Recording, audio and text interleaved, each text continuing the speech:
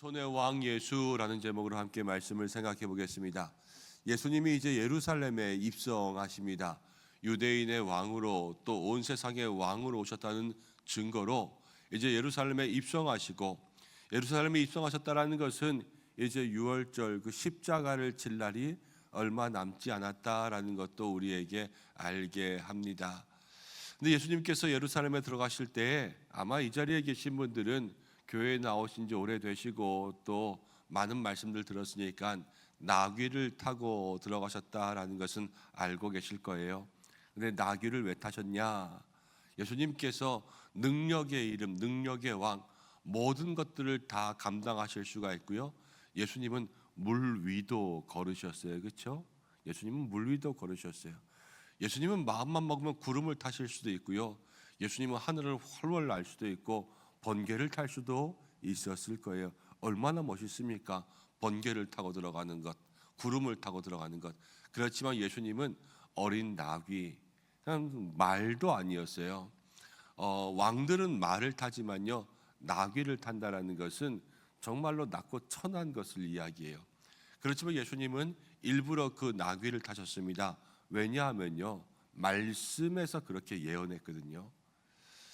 구약의 말씀이, 하나님께서 주신 말씀이 예수님이 이 땅 가운데 오셔서 우리의 왕으로 오실 때는 겸손의 왕으로 오신다라는 것을 예언하셨기 때문에 그 말씀을 이루기 위해서 예수님은 할 수 있는 것도 하지 않고요, 말씀대로 살아가려고 애쓰셔서 나귀를 타고 그 예루살렘에 입성하셨습니다.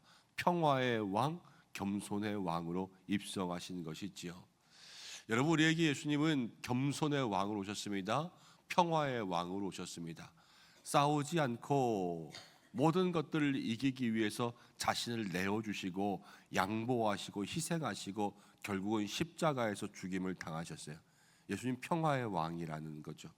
예수님 겸손의 왕, 낮아지기 위해서 오셨습니다. 그래서 낮고 천한 사람들과 함께 있었습니다. 모든 세리 또 창기 죄인들과 함께 먹고 마시며 가난한 사람들 사이에 있었습니다. 예수님은 고위공직자들 또 부자들과 어울리시지 않았습니다. 예수님은 제자들의 발을 씻겨 주셨습니다. 예수님은 친히 제자들을 섬기는 모습을 보여주셨습니다. 이게 예수님께서 보여주신 모습이지요. 여러분, 우리는 예수님을 닮아간다라고 이야기합니다. 신앙생활이라는 것은 예수님을 생각하고 예수님을 따라가는 거예요. 근데 예수님께서 성경 가운데 예수님이 어떻게 사셨는지에 대한 모습들을 보여주셨어요. 이게 우리의 삶의 롤 모델이라는 거죠.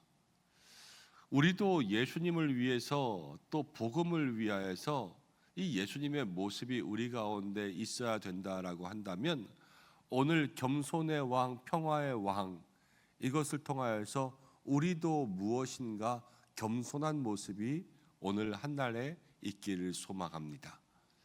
말씀을 위해서 할 수 있지만 하지 않는 일들도 있다는 거죠. 내 권리가 있지만 내 권리를 내려놓을 수 있는 결정도 해야 된다라는 것이죠. 이거는 분명히 내가 취할 수 있는 것이지만 하나님의 영광을 위하여서, 복음을 위하여서 내가 예수님의 사랑을 나타내기 위해서 양보할 수 있는 일도 있어야 된다라는 거죠. 여러분들은 무엇을 내려놓고 무엇을 양보하며 살아가십니까? 가만히 생각해 보면 우리는 입술로는 그렇게 하지만 우리의 행동은 정작 예수님 닮아가지 못할 때가 많습니다. 무엇 하나 내 것 빼앗아 가면 화가 먼저 나는 것이 우리의 삶이고요. 똑같이 먹을 것 있어도 내 것 조금 주면 그거 양보해야지, 이렇게 생각하는 사람 드뭅니다. 왜 똑같이 안 주냐고, 왜 공평하게 안 주냐고, 그렇게 이야기하면서 우리의 속에 있는 것들이 튀어나올 때가 많습니다. 평화의 사람 되겠다고요? 아니요, 우리나라 지금 평화의 나라 되지 못하잖아요. 누가 지금 평화 이야기합니까? 이쪽이든 저쪽이든 뭐 국민의힘이든 민주당이든 어느 쪽에 서서든 다른 사람들이 잘못했다 이야기하고, 물론 잘못된 건 잘못했다 얘기하겠죠. 그렇지만 그 방법들과 이야기하는 모습들 보세요. 그리스도인들조차도 누가 평화를 지금 바라고 있습니까? 평화를 바라는 사람 없는 것 같아요. 그리고 평화적인 방법으로 해결하는 사람도 없는 것 같아요. 그리스도인들도. 하나님께서 우리에게 오늘 말씀하시는 것은 겸손의 모습, 평화의 모습으로 살아가라 말씀하십니다. 여러분 가정 가운데, 일터 가운데 오늘 나가시거든 여러분들이 할 수 있는 것, 취할 수 있는 것이지만 무엇인가 양보할 수 있는, 또 무엇인가 내려놓을 수 있는 그러한 일들이 하나씩 생겨나기를 소망합니다. 그리고 특별히 나라의 평화를 위해서 기도해야 되겠습니다. 그러기 위해서는 우리가 먼저 붙잡아야 될 것이 있습니다. 여러분, 평화의 왕 예수님은 이쪽과 저쪽이 아니라 하나님의 뜻에 붙들려 사셨습니다. 우리도 분명히 기도해야 될 제목이 있고 이 나라를 위해서 기도해야 될 일들이 있습니다. 우리가 할 수 있는 기도를 열심히 하면 됩니다. 그리고 그 모든 일들이 이루어지는 방법이 우리의 생각과 저 정치인들의 뜻에 의해서 이루어지는 것이 아니라 우리의 기도에 의해서 이루어지게 해달라고 기도하면 됩니다. 그것이 우리에게 필요한 일이에요. 그래서 오늘 우리를 통하여서 정말로 예수님의 모습들이 하나라도 보여줄 수 있는 그러한 삶이 될 수 있도록 겸손과 평화, 여러분 이것을 마음 가운데 새길 수 있는 복된 한 날 되기를 간절히 소망합니다. 그리고 말씀 가운데 보면 예수님께서 나귀 새끼를 타고 들어가셨는데 16절 말씀 가운데 보니까 제자들이 처음에는 이 일을 깨닫지 못했어요. 그런데 나중에 예수님이 영광을 얻으셨다 그랬으니까요, 이거는 부활하고 난 다음에, 승천하신 다음에 하늘에 올라가서 하나님 보좌 우편에 앉으신 그 다음에 깨닫게 된 거예요. 그때 생각이 난 거죠. 아, 그때 예수님이 입성하신 거는 그래, 그 말씀을 이루려고 하신 것이구나 라는 거죠. 여러분, 제자들이 이때는 몰랐어요. 왜냐하면 저는 그렇게 생각해요. 예수님과 함께 다니면서 너무 바빴을 것 같기도 하고요, 분주하기도 하고, 또 이제 구약에 있는 율법들을 그들이 듣고 배우고 익히고 살았지만 그러나 그 당시에는 그게 막 생각나지 않았던 거예요. 그렇지만요, 하나님께서 그것들을 깨닫게 해주실 때가 있습니다. 여러분, 우리도 신앙생활 가운데 하나님의 은혜가 나중에 깨달아질 때가 있고요, 말씀도요 나중에 알게 될 때가 있어요. 저도 뭐 대학교 청년 때 이런 책들 보았다가 나중에 목사가 된 다음에 다시 보면요 완전 책이 틀려지는 그러한 일들이 있습니다. 제가 제일 처음에 오카는 목사님 평신도를 깨운다 책 나왔을 때, 그때는 정말로 대학생이었을 때였어요. 근데 그 책 맨 처음에 보고 너무 어려워서 사실은 포기했거든요. 근데 신학교를 가서 다시 그 책을 읽었어요. 근데 너무 책의 내용이 은혜로 다가오고 하나하나 깨달음이 있더라고요. 우리 그럴 때 있지 않습니까? 말씀도요 처음 읽을 때 몰랐다가 나중에 주님께서 지혜 주시고 마음 가운데 신앙의 성숙이 이루어지면 그 말씀 하나하나가 정말로 보석 같은 말씀으로, 송이꿀 같은 말씀으로에게 다가올 때가 있어요. 여러분, 그렇기 때문에 말씀 혹은 때로는 내게 주시는 모든 은혜들을 지금 당장 깨닫지 못해도 이게 뭐야 라고 생각하기보다는 마음속에 그것을 간직할 수 있는 여러분들 되시기를 바랍니다. 하나님이 깨달을 수 있는 때를 우리에게 주세요. 그때까지 가지고 있는 게 중요해요. 내가 이거 모른다라고 그냥 버리면요 나중에 그것이 기억나지 않을 때가 있어요. 많이 듣고 많이 읽고 또 말씀을 가까이 하고 있으면 주님께서 우리에게 깨닫게 하실 그때는요 남들이 보이지 않는 것을 보게 하신단 말이에요. 영안이 열리는 거죠. 영적 지혜가 열리는 거예요. 우리의 머리가 열어져서 성경 말씀의 방대한 66권의 비밀의 계시들이 우리의 머릿속에 들어와서 지혜로 알게 되고 마음으로 깨닫게 될 수 있는 그러한 역사가 우리 가운데 일어나야 된다라는 거죠. 여러분, 기도할 때 이렇게 기도하십시오. 내가 당장 몰라도 주께서 지혜 주셔서 깨닫게 해달라고. 그리고 이 귀한 보배의 말씀들이 내 마음속에서 사라지지 않게 해달라고. 그리고 늘 기도할 때에 말씀을 볼 때는요, 여러분 말씀을 보는 눈이 열려야 되고요, 말씀을 보는 그러한 머리가 열려야 되고요. 말씀을 볼 수 있는 귀가 열리고 말씀을 들을 수 있는 마음도 열려야 돼요. 다 모든 것 인간적인 또 세상적인 것들로는 이해할 수 없어요. 하나님, 나를 깨닫게 나의 마음과 귀와 눈과 모든 것들을 열어 주옵소서. 그렇게 기도할 수 있는 이 한 날 되시기를 바랍니다. 그리고 또 한 가지만 이야기하고 마치겠습니다. 오늘 예수님께서 예루살렘에 입성하실 때에 많은 사람들은 종려나무 가지를 흔들면서 환호했습니다. 정말로 예수님을 환호했어요. 오늘 요한복음 읽고 있는데 마태, 마가, 누가에서는 정말로 이 환호가 크게 나와 있는 것을 보게 되는데 요한복음은 조금 축소시켜 놓았어요. 근데 요한복음은 영적인 복음이라고 얘기하기도 하고 또 요한복음은 가장 나중에 기록된 책이기도 하거든요. 그러니까 조금 해석이 다른데 이제 이 환호한 현상보다는 그들이 환호했다가 왜 돌아섰는지에 대해서 조금 우리가 이해할 수 있게 설명해 놓았어요. 그게 뭐냐면 18절 말씀이에요. 이에 무리가 예수를 맞으면 이 표적 행하심을 들었음이러라. 예수님께서 표적, 능력, 기적을 행하신 것을 무리가 들었어요. 그래서 예수님을 맞이한 거예요. 환호한 거예요. 왜? 능력이 있으니까. 예수님은 나사로를 살렸어요. 죽은 자를 살리고 이랬던 것을 사람들이 다 들었으니까요. 우와, 이분은 진짜 능력자구나. 그러면서 예수님을 따르게 되었는데 예수님이 예루살렘에 입성하셔서 왕으로 들어가셨지만 능력을 보여주시지 않았어요. 예수님은 뭘 보여주셨냐? 십자가를 보여주셨어요.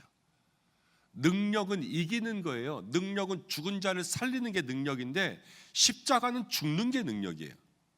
완전히 다른 거죠. 예수님께서 힘내어 뒤집어 엎으실 것을 생각했는데 예수님은요 힘없이 죽은 거예요. 그러니까 많은 유대인들이 예수님에게서 돌아섰죠. 예루살렘에 들어가서 아무것도 안 한단 말이에요. 지금 우리가 가만히 이 말씀을 생각해 보면 여러분 왜 예수 믿으세요?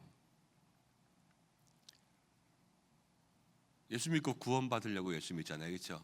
이게 복음의 기본일 거예요. 근데 하루하루 살아가는 날 동안에 우리가 왜 기도하고 왜 예수님 믿고 또 매일 구원 구원 구원 이러면서 살지는 않을 거예요. 내가 예수님 믿고 조금 잘 살고 예수님 믿고 좀 잘 되고 예수님 믿고 내가 병도 고침 받고 예수님 믿고 일도 잘 되고 예수님 믿고 애들도 좀 잘 살고 우리 손주들도 대학 잘 가고 뭐 이런 모든 마음의 소망들이 있을 거 아니에요. 그런데 그 기대와 하나님의 응답이 다를 때 우리는 어떻게 행동하냐 이 중요한 거예요. 과거에 출애굽한 이스라엘 백성들이 광야에서 자기의 기대와 하나님의 인도하심이 달라서 다 원망했어요. 사람이거든요. 오늘 유대인의 무리도요 예수님을 환호했다가 돌아서는데 일주일이 안 걸렸어요. 신앙이라는 게 정말로 신실한 듯 하지만 자기의 기대에 맞지 않으면요 금방 돌아서요. 우리 그런 경험 많이 하잖아요. 교회도요 좋아서 교회 왔다가요 교회가 자기의 마음과 조금 틀어지면 다른 교회 가는데 일주일도 안 걸려요. 여러분 꼭 교회만 그런 게 아니에요. 신앙생활이 다 그렇다니까요. 기도하다가 아니면 말씀 읽으면서 말씀 읽다가 뭔가 이렇게 나의 것과 안 맞으면요 돌아서는데 우리에게 일주일 길어요. 돌아서는 거 하루면 돌아서요. 그런데 오늘 말씀은 우리에게 그러지 말라는 거죠. 한결같이 예수님을 따를 수 있는 믿음의 모습들이 있을 때 우리는 진정 예수님을 따라갈 수 있는 제자의 삶을 살게 될 줄로 믿습니다. 오늘 말씀이 우리에게 이야기하는 것 예수님께서 왕으로 오셨습니다. 겸손의 왕, 평화의 왕.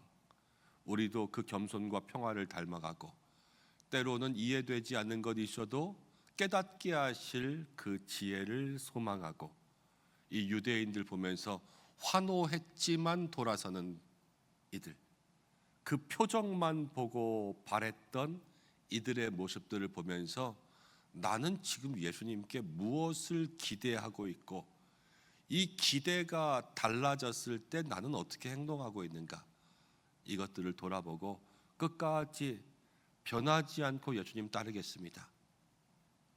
기도할 수 있는 이 한날 되기를 소망합니다. 기도하겠습니다. 하나님 아버지, 고맙고 감사합니다. 오늘 우리에게 말씀 주십니다.